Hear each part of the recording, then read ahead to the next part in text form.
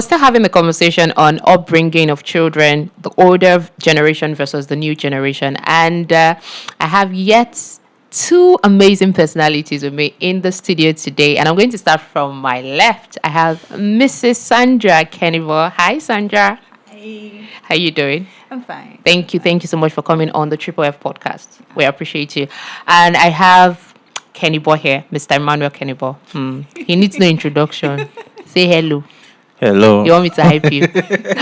Okay, so you both have been married for how long? It would be I like to say it would be 2 years in February. Next year. Yeah, next year, February. Huh? That's a year and a half. It sounds, but if you say 2 years, Okay. it's very, Okay. All right. it's very. Interesting. So I noticed that. So we're 7 in my family, right? Wow. Okay. It's a lot. Did I say that out loud? Wow. Okay. It's a lot. Did I say that out loud? No, I think. Okay. We're 7 in my family. So we have 5 girls, 2 boys. The first girl, the second born, right? Okay. I noticed something. Growing up, my parents were very strict with my elder brother, myself, and my younger sister. Yeah. I mean, like very, very, and even my younger brother, the first 4. I was not allowed to use a mobile phone Yeah. till I finished my secondary school. Road jam. My result came out. So it was more like a reward. You have done well. Now you've earned the right to use a phone. Yeah. But you see, for my siblings, my younger siblings, they were still in secondary school when they bought them phones. All of the things I was denied access to, they had access. It was as if my dad forgot somewhere in his brain. He was no longer beating, he would just tell you, behave yourself. If I unleash, I'm like, unleash now. Which one is if I unleash? So I don't know if it happened to you people too. I think it's a common Or phenomenon. is it the same manual they used to? I think it's a common phenomenon. Okay, so in my family we Okay. are 5. Okay. I was thinking I would have more than 5 children. Oh shit. At some point. Until then I met her and we were talking about kids and she was like, I mean, who go born the children for? That So kind of you thing. don't like crowd. You don't It's like a just- big it- family. For the longest time, it was just me. It and was my just other her and I other So I brother, want to so- do the same Okay, thing, so you're just coming to- from that background and you're coming Yeah. from Interesting. So But- you find a middle ground. Yeah, we have. ground Oh, We the middle have ground we is found- okay. middle ground. Nice. But I think it's understandable because it's almost like getting a new device. You have been anticipating getting this device and then you eventually get the device and you are now familiar with the device. Okay. There is a huge tendency that at some point it's almost a see finish situation where this thing where I don't define things, I don't finally see them now. So waiting they there. Not so special. So by the time you've gone through the first child, the second child, you still probably have a reserve of the energy from the first child for the second. Okay. Maybe a bit of reserved energy for the third. But by the time you start getting into the 4th, the 5th, the 6th, the 7th. 10th child, I think that energy somehow has reduced Drastically. because again, you know that at the time maybe when you started having your kids, you were younger and probably more energetic. And so you are able to run around with your children. I remember there was a time when my mom would tell us that, I no go run, no, I no go pursue you. I know where I go catch you. And where will she catch you? You enter When you- house now. yes. She will come and At sleep. night. You will just see one big When you have turner gotten to your village. that will come and beat you because she says I don't have strength. I know when my mom used to she can pursue you and all that kind of stuff, but as she grew older, all of that stopped. Again, I think it's just a situation of age and energy. Sort of Basically. like it's sort of like just Okay. old. Do you agree with your husband agree. on that? I think my case was a bit more dramatic. Like I said, it was just me and my elder brother for the longest time. So I was last born for a long time. Oh, I so have- now you have a younger one. My stepsister is 8 years old. Whoa. So Yeah. you can see the gap. My dad remarried. Okay. So I'm the one disciplining my sister. It's not my dad. There's no energy for that. So No stress. I think it's age, like you said. There's time for everything. So it's like the time for that has passed. Okay. So there's a gradual transition when it's like the way people described it is still the truth. Now, this is my stepsister. So it's like the time for that has long gone. So it's me and my brother. It's now your doing the responsibility. discipline for my younger sister. So I think it's an age Interesting. thing. But did your parents ever apologize to you? One, did they ever say the words "I love you" at any point in time growing up? Apologize? Yes, my dad. I mean, not through gifts and food, though. Yes. Come to you and say, "I am sorry, my child. Yes, I'm my sorry, dad. Sandra, for doing this." Not my mom. My dad. Oh, okay. But I love you, no. Not directly though. You know all the indirect ways African parents, but not directly. Okay, why do you think they found it difficult to do these two things that are really, really important? I mean, It looks so millennial. With what they tell us about growing up, you see why they didn't. was it because My they never granddad was a experienced it as soldier. well? Okay, okay. There's no softness in that. The softness I got from my dad is his personality. But if it was going to come from maybe upbringing from his own father, my grandfather, it would have been Nothing a like that. military thing, right? From someone that went to go and fight in the war and came back, World War II, came back Okay. with that, So there was no softness. So they didn't. I don't think they had where to learn that. My mom's background was polygamous, so it's like everybody's just trying to survive. Oh, okay. So they didn't have. So that. basically, they were just replicating what was taught to them or Yes, given I to think our them. parents are like that generation where the pivotal generation where things actually started changing. So it's like we'll continue from there. So it's like Okay. they started the change, they did their best as far as they can go, and And that was it. that was it. How about you? Can you remember Apologize. any time? Yes, either your Never. mom or your. Say never. Never. I love you. Even till tomorrow, you will never hear it. And you will tell them, they will reply. They'll say will thank you. They'll never say hear thank you. it. They'll say thank you. Never. I mean, recently my mom had done something, and I told her what you did wasn't right, and I Okay. think you should apologize. Oh, this is. Fire. Fire. She went to go and tell my younger sister, see your brother, in the fine book, will come apologize to him. Hey. You know, like People never. don't want to change at Never. all. They God. say Lipa never changes his Whoa. Yeah. You text them. I love you. That say it back. Say thank you. My friend, please go.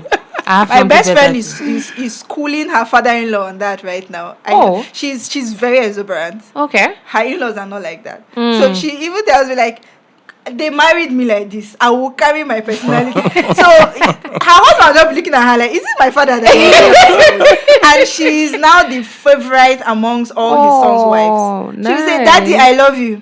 I'm waiting for you. Say it back. Say old. I'm like, you have mine though. She said, yes, this is how I am. So, and you have to sort of school them on it. It's not their thing at all. Interesting. Interesting. So I recently saw a video clip on a TV show where the guest said that as a parent, your job is to be right and not liked, and that you are not your child's friend. That you can be friendly with them, but you're not their friend. Your job is to be a parent. That when you start being friends, not friendly now with your kids, that it can get overboard, and then they start misbehaving, talking to you as if you guys are equals. And when you try to correct it, it will be too late. So for me, you are supposed to be right as a parent. I don't think so. Because Yeah, he said you're supposed to be. Your job is to be right and not liked. I don't think You don't so. agree with her on that. Because at the end of the day, even as a parent, you're a human being. You're prone to make mistakes. You are prone to be wrong sometimes. So to be right, I wouldn't say 100%. To be liked, not all the time as well.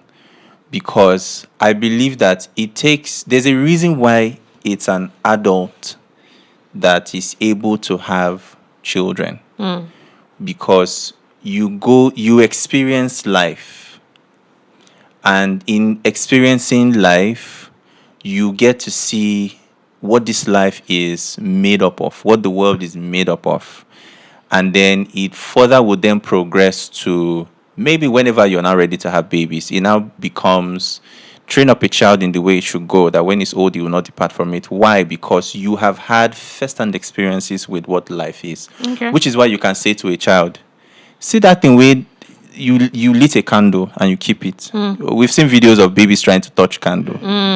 You as an adult, you know that you shouldn't touch candle, but the child doesn't.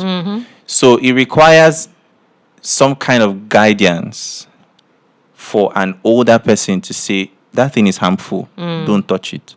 But of course, sometimes children who are very inquisitive will want to go ahead and do it. So sometimes you also allow them experience it so they learn. So which is why boundaries are now very important. If you become overly familiar with your children, when you're saying stop it, no, they want to do it. Because what will mommy do? What would daddy do? So let's just go ahead and do it. I think I heard the story of a woman was going out and her dog was trying to follow her. She said, go back. He kept on following her, wagging his tail and all of that. Go back. She'll walk, go back. Until she had to put her foot down and like, go back. Do you understand? She had to like do something more than go back. I understand being friendly with your children, because what that does is it creates an environment for them to be able to open up, come to you, talk to you about anything. But there are just instances where it's that, no, don't do this, don't go here, don't ask me why, just don't do it. Yeah, just obey. So. Oh, okay, all right. Sandra? I agree with him to a large extent. Like, I think there will be a time for that when they are much older. They have their own experiences, they have their own compass oiled a bit. But not when, like from scratch, from babies, you are not trying to be friendly. Toddlers, the way they are, testing boundaries is their work. They want to see how far they can go curious, before mommy would say stop. And even when mommy says stop, let's see whether they still want to try. That's not the time to be friends. So I think there's a phase for these things. I think there's a training phase more. Training is more important at that phase. We can talk about being friends, maybe 18 plus, 20 plus, when you have your set a bit, you're formed a bit, then we just know that this is more of a coaching, light guidance thing. But when we're coming from toddler stage, no. At that point, we need to carve some foundations and some boundaries. And I don't really like extremes. I feel like you can be right and liked at the same time.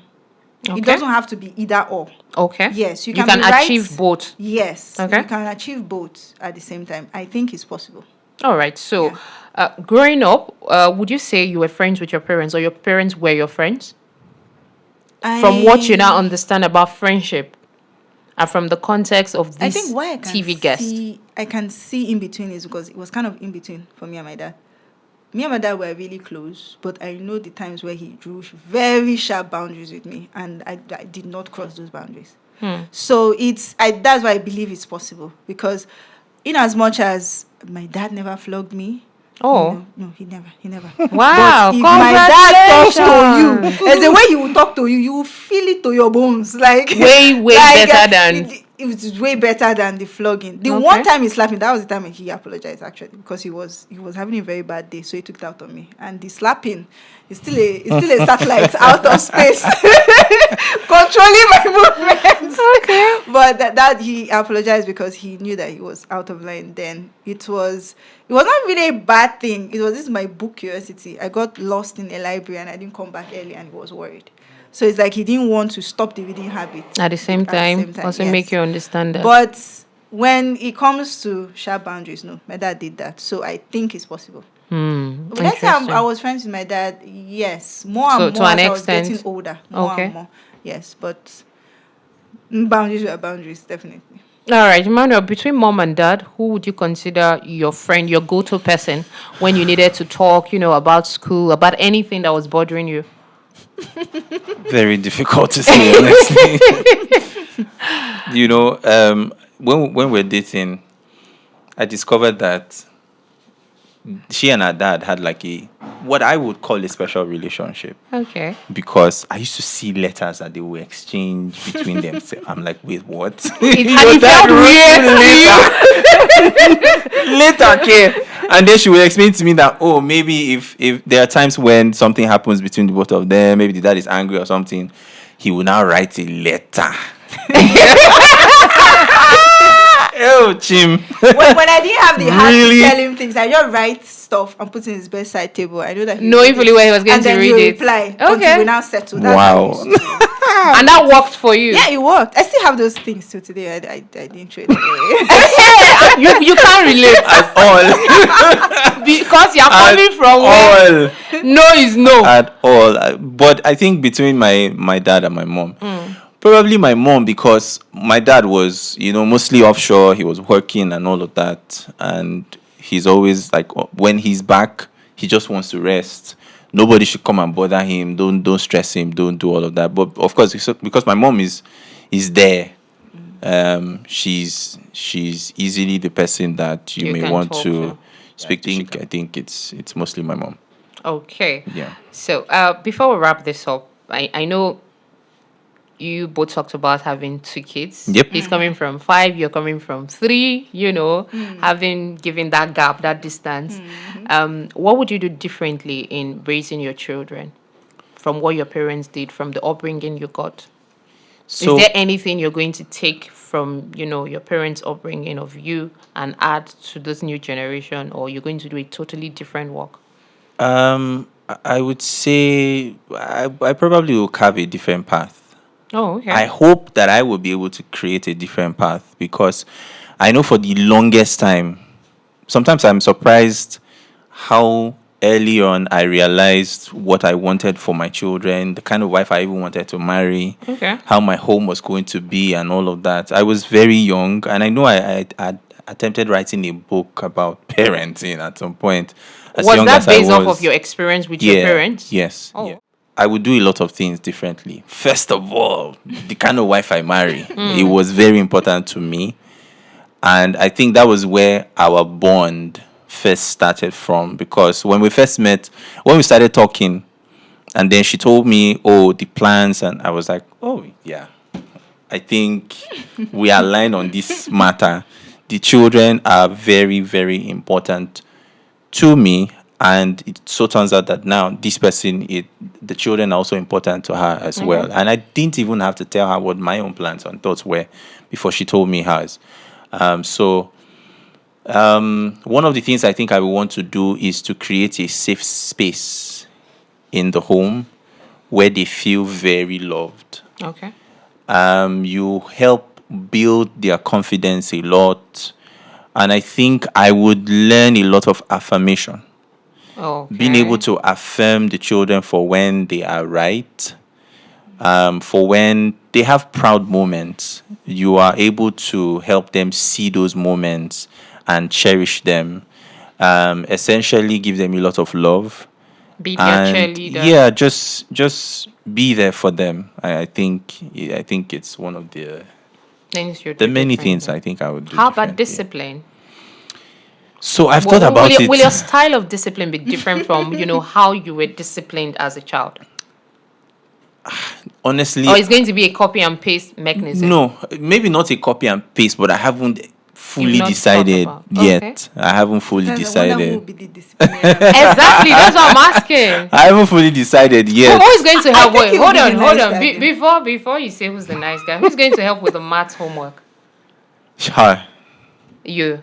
Oh, Yeah. that's it. So that's Okay, the person that helps with the math homework is the disciplinarian. no. Okay. Me, I don't know maths. I've said it countless, shamelessly.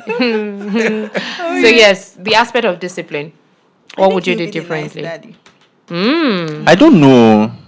I really don't know. You are you the type that believe let's have a conversation instead of go kneel down, raise your hands? I think at first light, I might be go and kneel down and raise your hand, Okay. because that was it for me. Okay. I remember I've been hearing how people were slapped and saw stars. Wait. I did not know. They did not store you with slippers. No, now those were amongst the many other experiences. They did not store you with But broom. you see, They did not tell you, I will give you a mark, you show it to your yes, children. now broom, slippers, Spatula. belt.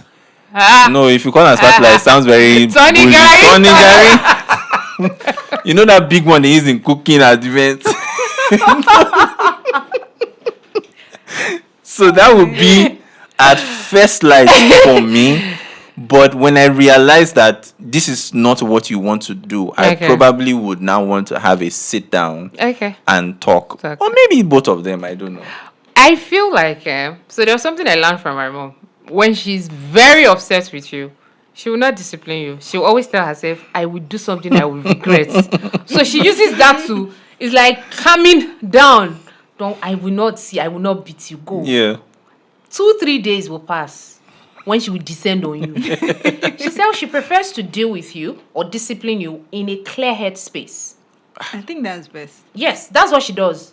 But my dad, you I see collect. the I see the hot though. Nah, See the hot. you will I don't collect. even know the discipline between my dad or my mom, who I prefer. I prefer moms because momsy can forgive. But once momsy tells you, I will tell your daddy, it's over. It means that what you did is beyond her to handle. Daddy has to be involved. And then you now start for me good girl. Mommy, I will clean the house. Hey. I will wash your clothes. Hey. I will wash it, just to avoid daddy getting to find her. My- But last, daddy go no. Can we agree that if our parents knew better, they would Yeah. have done better? Oh, sure. think so, yeah. I Can we think give them that grace? I think that eventually. they gave what they knew to the best of their ability. Yeah. Definitely. Eventually, I think I came to their realization, and then now being married, because when you get married, you then begin to realize Certain things you did not understand then. First thing that, at least for me, that hit me was, sure, you know that right now you can become a dad. What kind of father would you be? Do you get? So I had some time to think about some of these things, and I was like, oh, okay, maybe the blame I used to give to my parents, just calm down a bit. And Okay. yeah. You agree with that, right? Yeah, I agree. There's a lot of grace we have to give them, where they are coming from, their background, and the challenges they had to. Just a lot of grace, and then build up from there. Of course, I don't have these stories. I don't have battle scars. How does that make you feel? Maybe weird. I don't know. Do you feel lucky?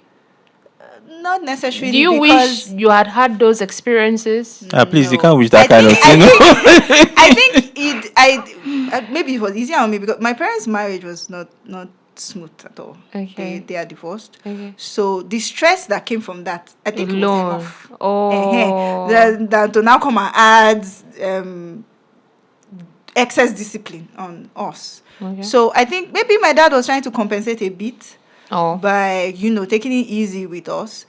But then I think it also depends on the child too. I think some children's temperament works with calm parenting, but there are some children you actually have to hold them strong. It On your depends hand. on Yeah. the child that comes in. So I think maybe it worked in our case. I'm not going to now generalize and say all children calm parenting. At some children it may not work. So I think just work with the children that you have gotten. Try and You would understand them. know whether it's a stronger hand or I personally want calm children. Jesus knows my heart. Oh, okay. Just give me calm From your children. lips to God's Just ears. give me calm Hallelujah. children. Amen. As I'm talking to you, you are hearing me. KENIBOS, are you people calm in your family? Yeah, we are. I think People we are are. calm. Yeah. Oh, Yeah. you think? Yeah. You don't know. No, they are I'm calm. even. Okay, so she has They are confirmed. now. From your lips to God's Yeah. ears. Because I don't want to unleash Indaboski's no, this powers. Dana Perez character. Madia. Madia, I don't want to unleash the Madia in me. Because I suspect myself sometimes. I know, might right? Have the capacity. I feel like it's easy for us to, tell ourselves, this is the kind of parent I'm going to be. Yeah. And then the child comes, Yeah. and then you start doing certain things like, wait, Yeah. What exposed me was my younger sister. okay. Before my younger sister came, I was this, this so nice, but more. But children can test My you. younger sister is not like me and my brother. That's what I'm saying. It depends on the child that comes. My younger sister is rambunctious. Is that the English? Hey! I shouted well for her. And when I shout, I don't have this guilt like, Omo, Shebi, you say you calm parent. Calm parents. Now she's jumping on your bed now. Calm parents. Stop, you will Say, not. No, this one no be calm parents. I will pull out my cane. You get down from there. So I think, just... When you get to that bridge, yes. God will help us. God will. All right. Thank you so much, Mr. and Mrs. KENIBOS, for coming Thank on the you. Triple F podcast. We really, really had a great time, having you share your stories and how you are able to meet at a middle ground. Please do well to invite me for the naming ceremony. No, wahala. I want to be It's there. not. It's not a You problem. people said two. I'm a witness. So, Two. Let not be like this man that said, let's just add one. And then God gave them 4. no. Just. All right, thank you so much for watching today's episode. Remember to subscribe, like, and share this video. I will see you on the next episode. Bye.